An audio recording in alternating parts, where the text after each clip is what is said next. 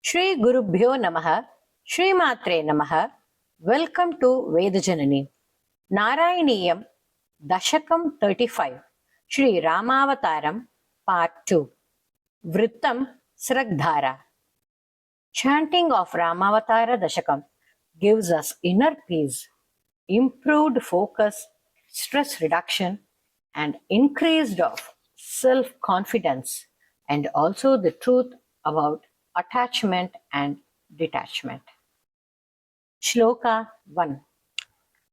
Narayana, having taken the alliance with Sugriva, which was brought by Hanuman, you flew far away the carts of the Ashura Dundhubi with your toe, and also cut 7 sala trees by a single arrow to demonstrate your strength to Sugriva.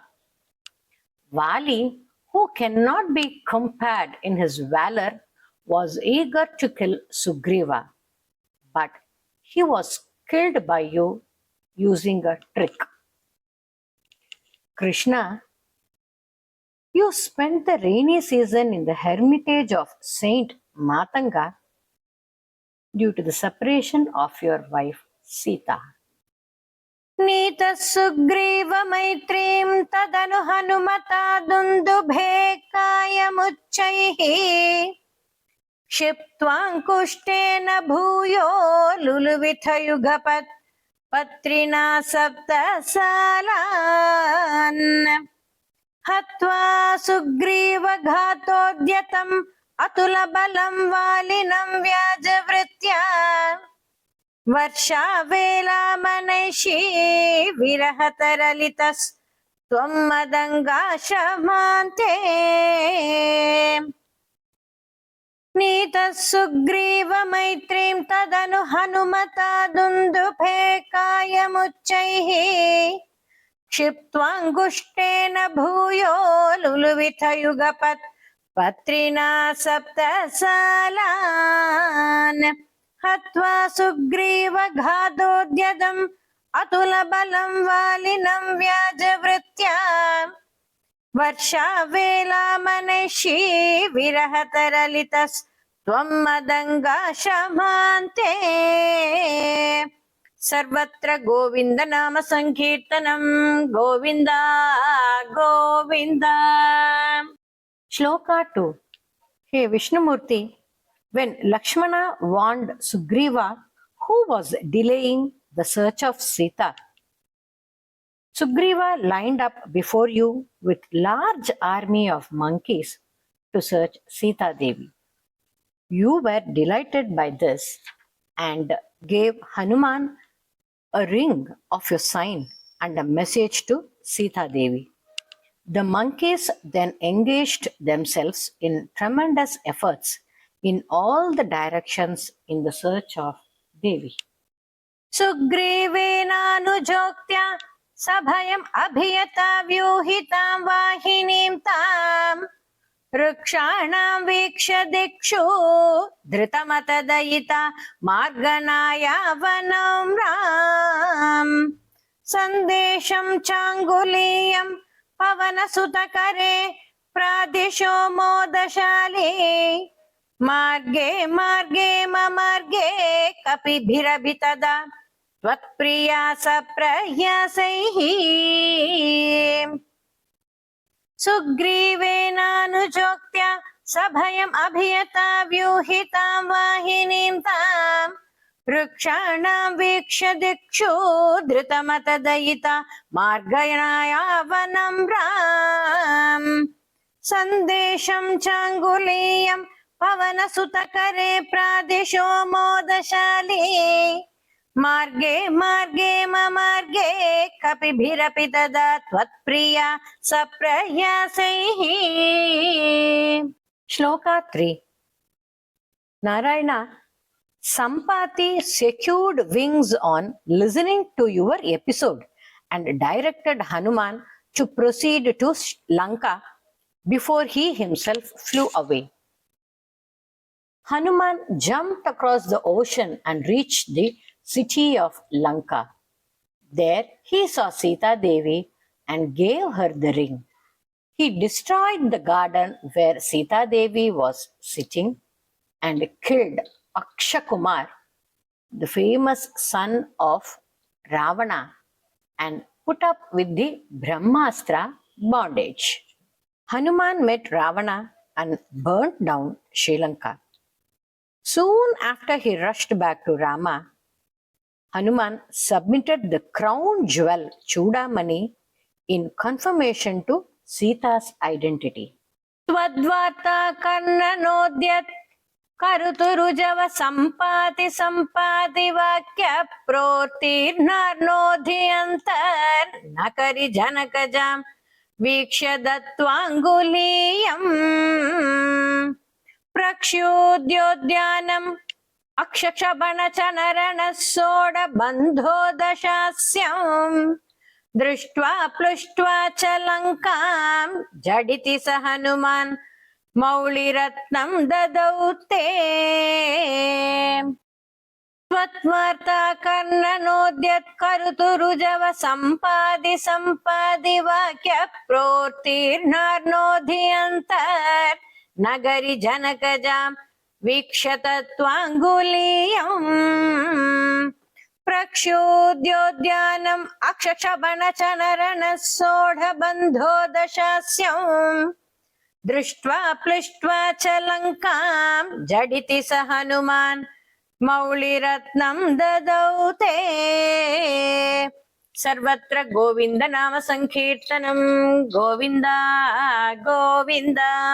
Shloka 4. Hey Krishna, you along with Sugriva, Angada and other monkey armies crossed the landmass to the shores of the ocean where Ravana's brother Vibhishana took shelter under you. He revealed all the secrets about the enemy. Krishna, your request to the god of ocean to give way was in vain, and you directed Agnyastra, the missile of fire, towards the ocean. But he got frightened and made way for you, Krishna. Tvam Sugrivangadadi Prabalakapichamu Chakra Vikranta Bhumi Chakroభిक्रम्य पारे जलधि निशिचरेन्द्रानुजा श्रियमानः तत्प्रोक्तां शत्रुवार्तां रहसि निशमयन् प्रार्थना पार्थ्यरोष प्रास्ताग्नेयास्त्र तेजस्त्र सदुदधिगिरा लब्धवान् मध्यमार्गम् त्वं सुग्रीवाङ्गदादे प्रबलकपिचमु चक्र विक्रान्त भूमि चक्रोभिक्रम्य पारे जलधि निशिचरेन्द्रानुजा श्रियमानः तत्प्रोक्तां शत्रुवार्तां रहसि निशमयन् प्रार्थना पार्थ्यरोष प्रास्ताग्नेयास्त्र तेजस्त्र सदुदधिगिरा लब्धवान् मध्य मार्गम्. Shloka 5. Narayana, with mountain rocks brought from all over by the monkeys, a bridge across the ocean was constructed and everyone crossed over to Lanka. The monkey army attacked the demons with teeth, claw nails, rocks and sala tree as weapons. Krishna, you and Lakshmana fought terrifically but were tied by this serpent missile, the Nagastra, which was directed at you by Indrajit, Ravana's son. But your Vahana Garuda soon released the Nagastra by using its wings. केशैराशान्तरोपो हृदगिरिनिकरैः सेतुमादाभ्ययातो यातून्यामर्द्यदंष्ट्रा नखशिखरिशिला सालशस्त्रैः स्वसैन्यैः व्याकुर्वन् सानुजस्त्वं समरभुवि परं विक्रमं शक्रचेत्राम् वेगान्नागास्रबद्ध पदक पदिकरून् मारुतैर्मोचितो भूः केशैराशान्तरोबा हृदगिरिनिकरैः सेतुमादाप्ययातो यातून्यामर्द्यदंष्ट्रा नखशिखरिशिला सालशस्त्रैः स्वसैन्यैः व्याकुर्वन् सानुजस्त्वं समरभुवि परं विक्रमं शक्रजेत्राम् वेगान्नागास्रबद्ध पदक पदिकरून् मारुतैर्मोचितो भूः. Shloka 6. Narayana, Lakshmana suffered a near fatal blow from the Shakti weapon, but was revived by the Sanjeevani medical herb brought by Hanuman by uprooting a mountain. Lakshmana then killed Indrajit, Ravana's son, who was skilled in magical powers. Rama, you were also deluded into believing that Sita was killed, but you immediately realized soon by Vibhishana's advice. Thereafter, now ferociously Kumbhakarna came, who was Ravana's brother, gobbling up monkeys and creating tremors in the earth. But he was also killed by you, Krishna. सौमित्रिस्त्वत्र शक्ति प्रहृतिगळद सुर्वात जानीत शैलघ्राणात् प्राणानुपेतो व्यकृणुत कुसृति श्लाघिनं मेघनादम् मायाक्षोभेषु वैभीषण वचन हृदस्तम्भन कुम्भकर्णम् सम्प्राप्तं कंबितोर्वीतलम् अखिल चमो भक्षिणं व्यक्षिणोस्त्वम्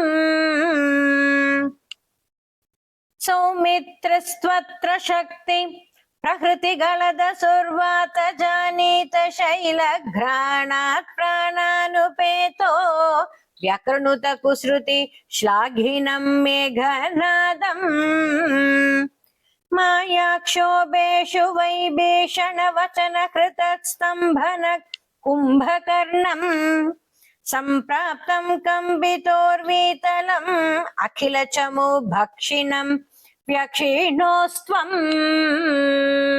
Shloka 7.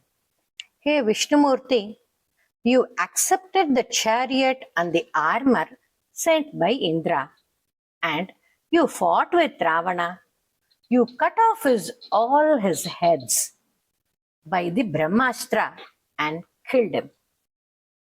You accepted Sita after she was purified by fire. Meanwhile, the monkeys who were killed in the battle were revived by the Devas. Accompanied by those monkeys, Vibhishana and Sita, you went to Ayodhya in the Pushpak विमाना. गृह्णन् जम्भारि सम्प्रेषित रथ कवचौ रावणेनाभियुध्यन् ब्रह्मास्त्रेणास्य भिन्दन् गलततिमवलाम् अग्निशुद्धां प्रगृह्णन् देवश्रेणीवरोज्जीवित समरमृदैरक्षतैरुष्यसङ्घैः लंका भर्त्रा च साकं निज नगरमगास् सप्रिय पुष्पकेन गृह्णन् जम्भारि सम्प्रेषित रथ कवचौ रावणेनाभियुध्यन् ब्रह्मास्त्रेणास्य भिन्दन् कलतदिमबलाम् अग्निशुद्धां प्रगृह्णन् देवश्रेणीवरोज्जीवित समरमृतैर् अक्षतैरुक्षसङ्घैः लंका भर्त्रा च सागं निज नगरमगास प्रिय पुष्पकेन. Shloka 8. Narayana, you were pleased with the abhisheka of divine water from Ganga and ruled happily for more than 10,000 years. But due to a scandalous gossip about Sita. You abandoned her in spite of her being pregnant. Hey Krishna, what a pity. The Ashura Lavanasura was killed by Shatrughna, and you killed the Shudra ascetic. And Sita, who was living in sage Valmiki's ashrama, gave birth to two sons. Prito Divyaabhishekair Ayuta Samadhikan Vatsaran Parya Ramsihi मैथिल्यां पापवाचा Shiva Shiva किलतां गर्भिणीम् अभ्यहासिः शत्रुघ्नेन अर्दयित्वा लवणनिशिचरं प्रार्थय शूत्रपाशम् तावद्वाल्मीकिगेहे कृतवसतिरुपासूत सीतासुतौ ते प्रीतो दिव्याभिषेकैरयुधसमधिकान् वत्सरान् पर्यरंसिः मैथिल्यां पापवाचा शिव शिव किलतां गर्भिणीम् अभ्यहासिः शत्रुघ्नेन अर्धयित्वा लवणनिशिचरं प्रार्थय शूत्रपाशम् तावद्वाल्मीकिगेहे कृतवसतिरुपासूत सीतासुतौ ते. Shloka 9. Narayana, the twins who were your children recited the magnificent composition of sage Valmiki in your yajna place. Rama was desirous of taking back Sita, but Sita chose to go back to her mother earth and she disappeared. Rama requested the Kala Yama to return you to your abode Vaikuntha. So Krishna, you first created a reason to abandon Lakshmana, and then you submerged into the river Sarayu along with all your attendants. Then going to Swarga, you reached your abode, the eternal Vaikuntha. वाल्मीके त्वत्सुदोत्कापित मधुरकृते आज्ञया यज्ञवाटे सीतां त्वय्याप्तु कामे क्षितिम् अविशतशौ त्वं च कालार्थितो भूः हेतो सौमित्रिगाति स्वयमथ सरयूमग्न निःशेषभृत्यैः साकं नाकं प्रयातो निजपदमगमो देववैकुण्ठमाद्यम् वाल्मीके त्वत्सुदोद्गापित मधुरकृते आज्ञया यज्ञवाटे सीतां त्वय्याप्तु कामे क्षितिम् अविशतशौ त्वं च कालार्थितो भूः हेतो सौमित्रिघाति स्वयमथ सरयूमग्न निःशेषभृत्यैः साकं नाकं प्रयातो निजपदमगमो देववैकुण्ठमाद्यम्. Shloka 10. Hey Krishna, this incarnation of yours in human form is indeed only to teach people about the misery of separation arising from extreme attachment and also extreme addiction to dharma. Hey Guruvairappa, please eradicate all my ailments and miseries also. Soyam martyavatarah तव खलु नियतं मर्त्य शिक्षार्थमेवं विश्लेषार्थिर्निरागस्त्य जनम् अभिभवेत् कामधर्मातिशक्त्या नो चेत् स्वात्मानुभूते क्वनु तव मनसो विक्रिया चक्रपाणे सत्वं सत्वैकमूर्ते पवनपुरपते व्याधुनो व्याधितापान् सोऽयं मर्त्यावतारः तव खलु नियतं मर्त्य शिक्षार्थमेव विश्लेषार्थिर्निरागस्त्य जनमभिभवेत् कामधर्मातिशक्त्या नो चेत् स्वात्मानुभूते क्वनु तव मनसो विक्रिया चक्रपाणे सत्वं सत्वैकमूर्ते पवनपुरपते व्याधुनो व्याधितापान् सत्वं सत्वैकमूर्ते पवनपुरपते व्याधुनो व्याधितापान् सत्वं सत्वैकमूर्ते पवनपुरपते व्याधुनो व्याधितापान् सर्वत्र गोविन्द नाम संकीर्तनं Govinda Govinda. Let's chant the full dashakam in the medium speed. Sugriva मैत्रीं तदनु हनुमता दुन्दुभेकायमुच्चैः क्षिप्त्वाङ्गुष्ठेन भूयो लुलुवितयुगपत् पत्रिणा सप्तसालान् हत्वा सुग्रीवगादोद्यतम् अतुलबलं वालिनं व्याजवृत्त्या वर्षावेलामणैषीर्विरहतरलितस्त्वं मदङ्गाश्रमान्ते सर्वत्र गोविन्द नाम संकीर्तनं गोविन्द गोविन्द. सुग्रीवेनानुजोक्त्या सवयम् अभियता व्यूहितां वाहिनीं तां वृक्षाणां वीक्ष्य दिक्षु धृतमतदयिता मार्गनाया वनं राम सन्देशं चाङ्गुलीयं पवनसुतकरे प्रादिशो मोदशाली मार्गे मार्गे ममार्गे कपिभिरपि दता त्वत्प्रिया सप्रयासैः त्वत्वार्ता कर्णनोद्यत्करुतुरुजव सम्पादि वाक्य प्रोर्तीर्णार्णोधि अन्तर्नगरि जनकजां वीक्ष्य तत्त्वाङ्गुलीयम् प्रक्षुद्योद्यानम् अक्षशवनचनरणः सोढ बन्धो दशास्यम् दृष्ट्वा प्लिष्ट्वा च लङ्कां झटिति स हनुमान् मौलिरत्नं ददौ ते सर्वत्र गोविन्द नाम संकीर्तनं गोविन्द गोविन्द.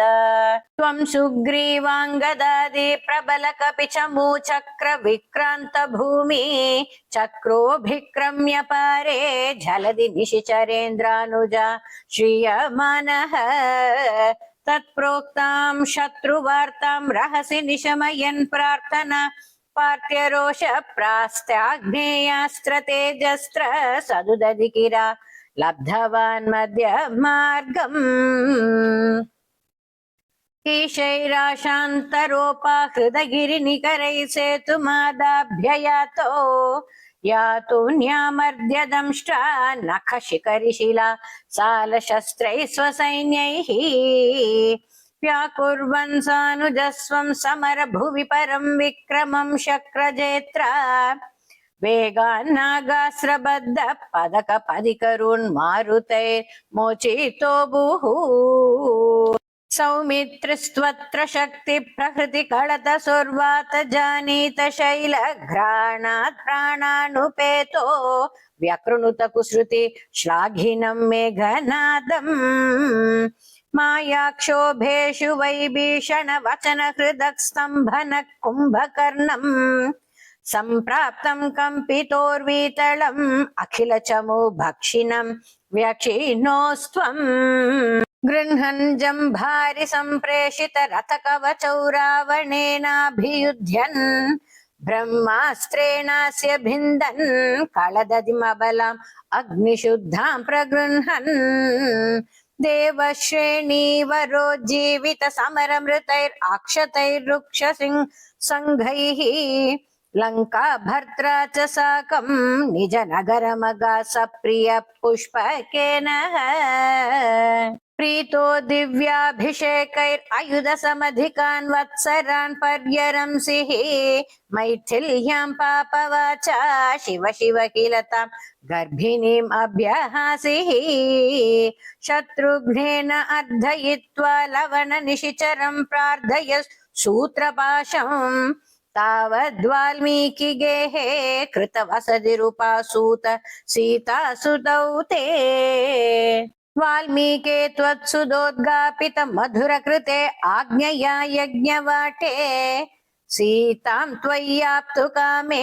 क्षितिम् अविशतशौ त्वं च कालार्थितो भूः हेतो सौमित्रिघाती स्वयमत सरयूमग्ननिःशेष भृत्यैः साकं नागं प्रयातो निजपदमगमो देववैकुण्ठमाद्यम् सोऽयं मर्त्यावतारः तव खलु नियतं मर्त्यशिक्षार्थमेवं विश्लेषार्तिर्निरागस्त्य जनम् अपि भवेत् कामधर्मार्तिसक्त्या नो चेत् स्वात्मानुभूतेः क्वनु तव मनसो विक्रिया चक्रपाणे सत्वं सत्वैकमूर्ते पवनपुरपते व्याधुनो व्याधितापान् सत्वं सत्वैकमूर्ते पवनपुरपते व्याधुनो व्याधितापान् सत्वं